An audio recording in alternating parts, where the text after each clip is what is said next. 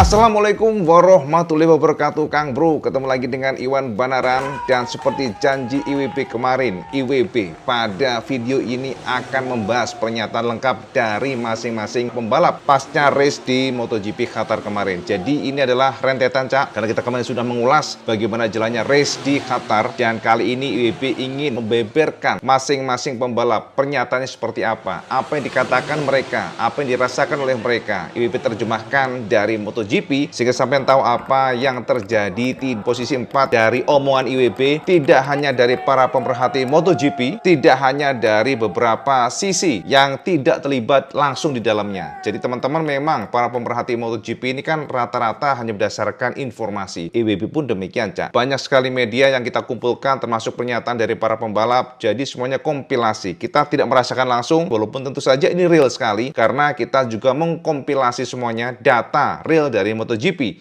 Kita amati dari lap time-nya, kita amati dari pergerakan time by time untuk per lap-nya. Jadi ini adalah sebuah kesimpulan yang pada dasarnya sangat-sangat bisa kita katakan akurat kalau dari kacamata pribadi IWB, karena berdasarkan IWB data ya, kita berdasarkan on data, based on data, tidak hanya omong-omong saja. Itu ya. Tapi tentu saja konfirmasi atau analisa kita semuanya tidak afdol jika tidak mendengarkan pernyataan langsung dari masing-masing pembalap.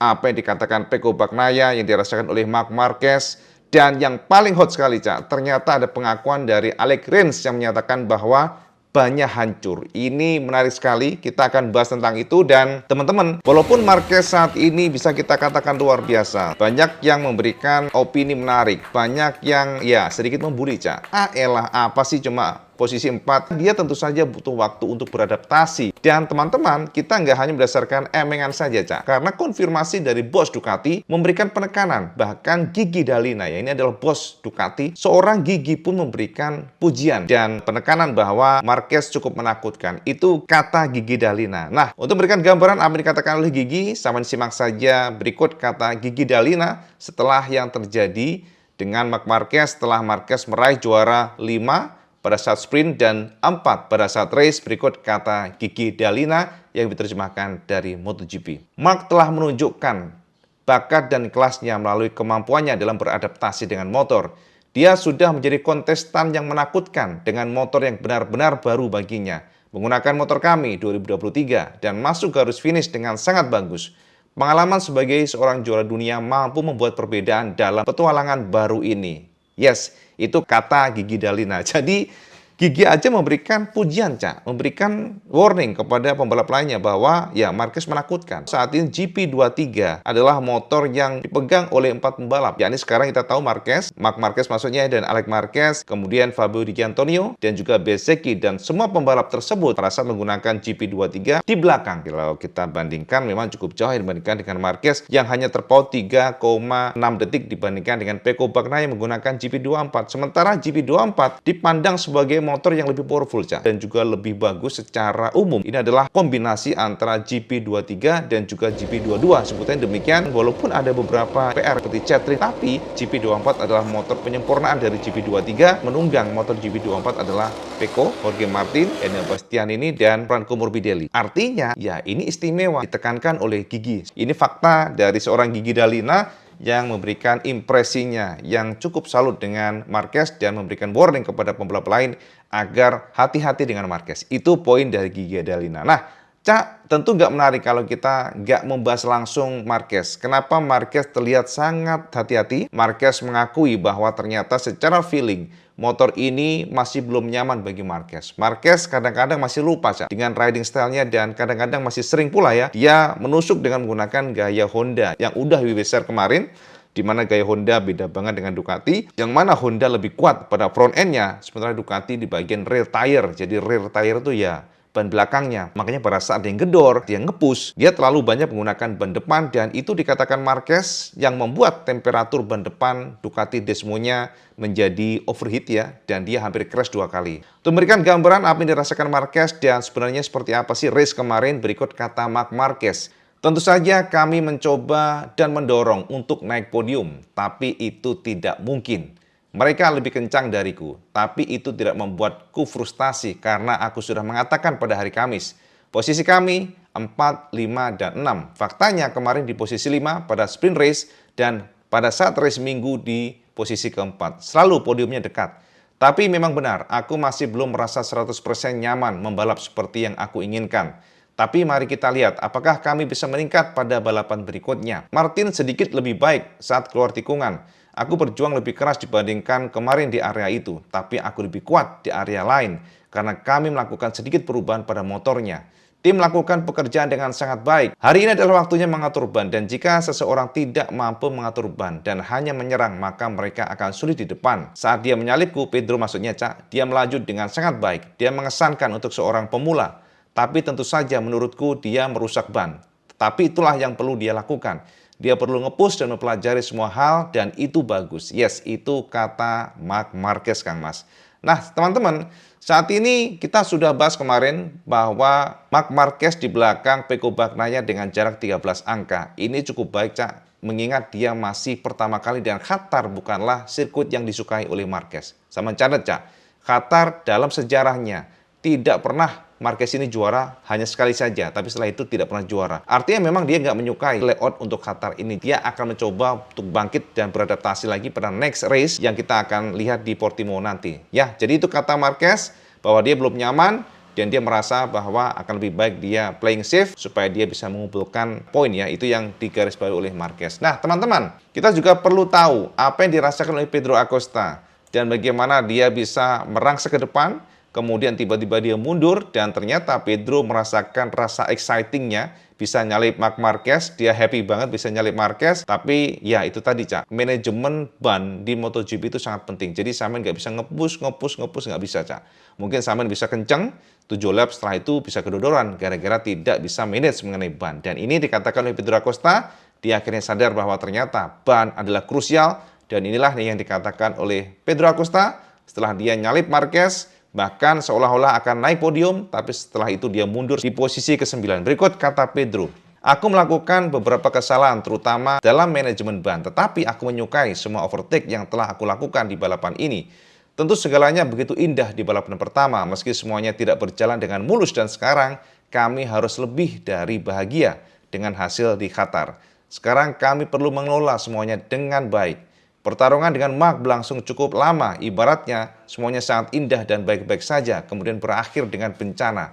Ceritanya, aku tidak bisa bertahan dalam pertarungan, tetapi secara keseluruhan, menyalip beberapa pembalap, memiliki ritme yang baik dan berada di sana barisan depan adalah hal yang penting, adalah hal yang paling aku sukai. Yes, itu kata Pedro Acosta, Kang Mas. Jadi, apapun itu kemarin, Pedro memang exciting banget. Pedro sangat senang. Dia nggak peduli walaupun mundur posisi 9, tapi secara kepuasan dan juga dari sana ada yang namanya proses learning, Cak. Proses belajar dan dia mendapatkan itu. Dari kacamata kita tuh Pedro bakal ngeri. IWP sudah share ke sampean kemarin bahwa Pecco strateginya adalah berusaha keras melepaskan diri dari rombongan. Itu ditegaskan oleh Pecco dan terbukti, Cak. Strategi ini berhasil. Sebab teman-teman kan sudah tahu ya, IWP sudah share ke sampean kemarin bahwa MotoGP era sekarang memang tidak sama dengan dulu. MotoGP sekarang sangat sulit untuk overtake atau menyalip gara-gara ya itu tadi complicatednya aerodinamika, kemudian juga ban yang semakin ekstrim ya, ban mendapatkan pressure ekstrim sehingga ban sekarang sangat gampang mudah naik temperaturnya. Dengan sulitnya overtake maka pembalap harus kalau bisa ya posisi startnya di depan dan kemudian kalau bisa melepaskan diri secepatnya dari rombongan. Sebab kita lihat Pecco pun bukanlah pembalap yang paling kencang dari sisi fastest lap each ridernya. Ternyata Pedro Acosta yang paling kencang, tapi kelebihan dari Pecco adalah dia bisa melepaskan diri dan itu adalah strategi dari Pecco bahwa dia akan secepatnya keluar dari rombongan, dia akan berusaha nge-push dan itu terjadi dan akhirnya menang gara-gara ban bisa di-manage. Karena kalau di belakang pembalap lain, saya tahu sendiri kan, pembalap sekarang kalau mereka di belakang pembalap lain maka konsekuensinya adalah kena dirty air dan kemudian temperaturnya naik ban depannya. Masalah tambahan, Cak, bagi pembalap. Berikut kata Pecco Bagnaia yang kita terjemahkan dari MotoGP dan inilah yang dikatakan Pecco. Sangat penting untuk sedikit mengubah strategi di lap pertama dibandingkan balapan sprint kemarin. Aku mencoba untuk menjadi sedikit lebih agresif karena aku tahu bahwa performa dan potensiku cukup baik dan memungkinkan diriku mengatur jarak jika aku sudah memimpin pada lap pertama. Saat balapan sprint, ketika aku tertinggal, aku mencetak waktu 1 menit 52 detik dan 1 menit 521 detik dalam 2 lap dan setelah 2 lap itu aku mulai mengalami masalah dengan ban belakang. Kemudian aku harus lebih mengendarai motor dengan mulus dan mencoba untuk tetap tenang. Ya, kami memahami hal ini berkat balapan sprint. Di sprint kemarin tentu saja merupakan pelajaran bagus dalam mengubah pendekatan untuk mendapatkan performa dengan motor baru, dan kami berhasil. Aku senang karena kami dapat segera memahami untuk memperbaiki situasi, dan ini memberikanku banyak motivasi menjelang balapan berikutnya di Portimao. Kini aku bisa berkendara secara berbeda, menemukan performanya sedikit berbeda dan mampu mengatasi getaran pada motor. Karena hari ini aku hanya merasakannya sedikit di tikungan dalam 2 lap terakhir saja. Aku terus bekerja agar di Portimao kami tidak akan mengalami masalah seperti ini, karena Losail adalah trek dengan grip yang sangat berbeda. Tetapi kami tahu betul arah mana yang kami harus ambil jika hal itu terjadi. Yes, itu kata Pecco Bagnaia Kang Mas. Nah teman-teman, itu adalah konfirmasi masing-masing pembalap yang menunggangi nunggang Ducati. Tentu saja kita juga sangat penasaran apa yang terjadi dengan Honda dan Yamaha. Dan Ibu sudah spill kemarin ya tentang Honda Yamaha ini, bahwa ternyata mereka sekarang mendapatkan masalah baru. Tidak hanya sekedar mengenai traksi ban belakang, Cak, tapi ternyata saiki dasi memecah. Gara-garanya kenapa? Ternyata dengan kondisi yang baru ini, para pembalap Jepang, ya maksudnya motor Jepang, mereka mengalami masalah dengan degradasi ban yang sangat cepat. Jadi keausan ban lebih cepat dibandingkan dengan biasanya, dan ini tidak wajar. Ban ini terjadi atau rusak bannya itu di bagian belakang, Cak. Dan ini dikeluhkan pula oleh pembalap Honda, Joan Mir, dan ternyata Rins pun dan Fabio juga sama.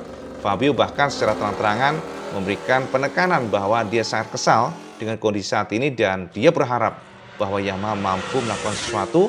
Kalau tidak, maka bisa saja dia akan pindah dari tim Yamaha ke tim lainnya. Walaupun soundingnya, Cak, Yamaha sekarang lagi berusaha untuk mencoba menggangin Fabio dengan iming-iming kontrak yang besar. Tapi bisa saja nanti akan terjadi tetap ya, kalau kondisinya makin parah, tetap saja Fabio akan meninggalkan Yamaha. Nah, sekarang kita intip bagaimana kata atau konfirmasi Joan Mir. Karena kita lihat, Cak, Joan Mir kemarin cukup baik, Cak. Awalnya dia start dari posisi 18 dan sudah bisa merangsek ke 11. Tapi ternyata di hasil akhir dia justru kedodoran, dan tetap masalahnya keausan ban yang tiba-tiba drop, ban belakangnya tidak ada traksi, dan ini membuatnya betul-betul kesulitan untuk mempertahankan posisi. Berikut kata Joan Mir yang Ibu terjemahkan dari MotoGP. Aku menyalip cukup banyak pembalap. Aku memulai di posisi 18 dan kemudian aku sangat dekat dengan para pembalap di depan.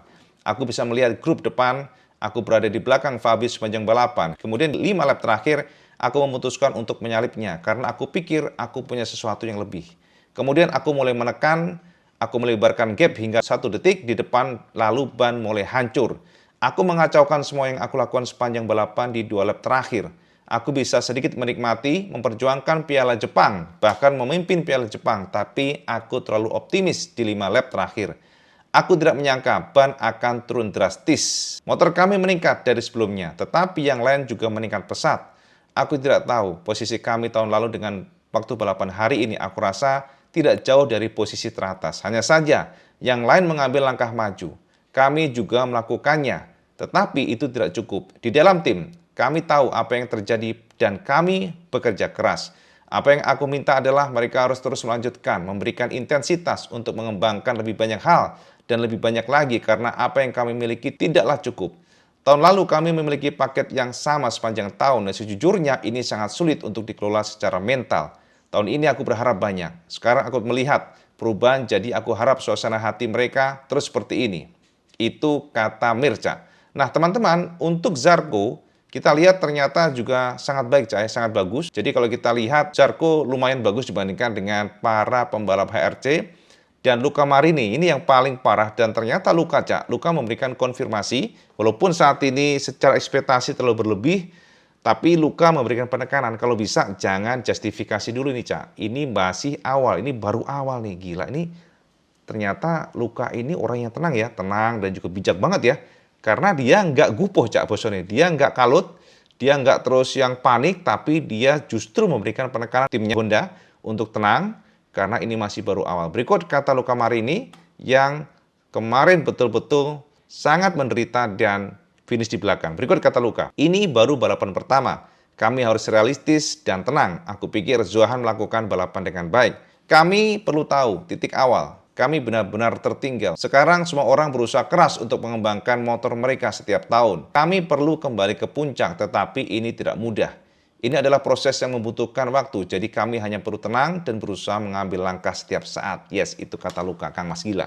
Ternyata bijak banget Cak ya, jadi Luka ternyata memberikan semacam penekanan untuk santai dan santai Cak. Wis yang penting berjuang gitu kata Luka. Nah, sama dengan Honda Cak, yang mereka mengalami masalah dengan ban belakang yang cepat aus. Ternyata konfirmasi dari Alex Rins juga sama. Rins mengeluhkan ya kondisi di mana dia betul-betul kesulitan karena ternyata setelah dilihat bisa dipastikan bahwa problem Yamaha nambah. Konfirmasinya ternyata keausan ban belakang sangat cepat terjadi, degradasi sangat cepat terjadi sehingga ban belakang rusak. Itu kata Alex Rins. Berikut kata Alex yang kita terjemahkan dari MotoGP. Sejujurnya, kami cukup menderita dalam balapan ini, tapi kami berusaha melakukan yang terbaik.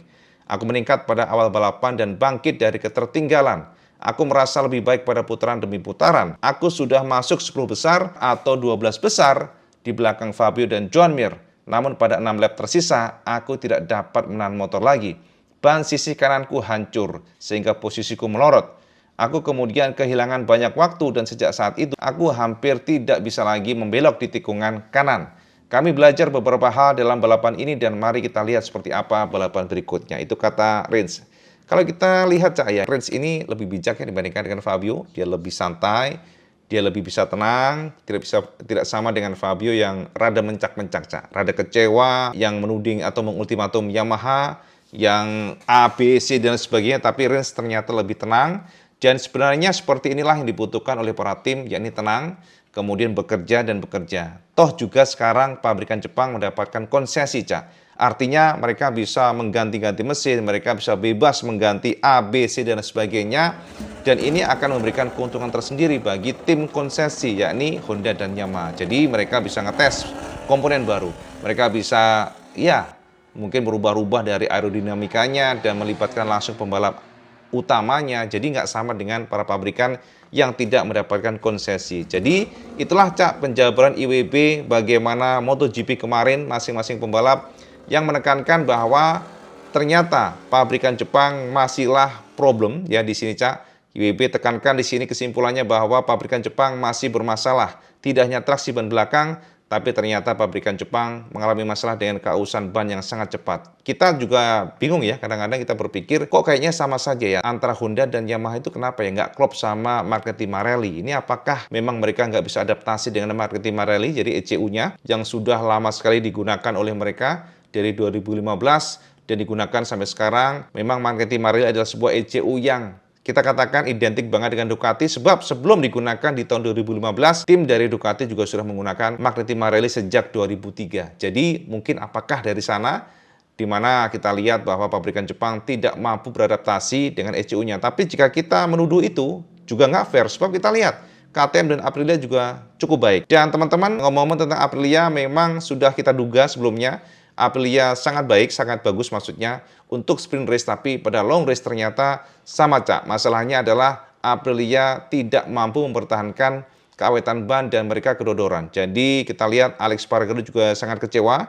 Alex mengatakan bahwa PR mereka masih sama, di mana keausan ban dan beberapa poin yang harus mereka improve di next race-nya sedang masih menjadi perbincangan internal dari Aprilia. Jadi selalu Cak, sekarang ini memang problem dari para pabrikan dan para pembalap ya, para tim MotoGP adalah ban dan ban. Dengan aero yang luar biasa banyak, memang ban ini menjadi krusial. Terbukti Pedro Acosta yang luar biasa, ternyata dia juga kedodoran setelah kehabisan ban. Dan ini adalah bukti bahwa MotoGP sekarang memang rumit, ben rumit Kang Mas. Nah, teman-teman itu ya update Iwan Banaran bersama semuanya. Dan penutupan buat sampean ternyata konfirmasi dari bos KTM. Mereka memiliki dream untuk mentandemkan Cak. Jadi dream atau mimpi KTM ini adalah mereka ingin menduetkan antara Pedro Acosta dengan Marc Marquez. Itu kata dari bos Pierre dari bos dari KTM. Mereka berharap in the future mereka bisa ya suatu saat nanti mereka bisa menarik Marquez gabung dengan KTM. Jadi kalau memang sudah ada Pedro dan Marquez, mereka percaya diri bahwa KTM akan menjadi tim yang luar biasa ganas. Tapi tentu saja semuanya kan masih rumor Cak. Rumor dan rumor.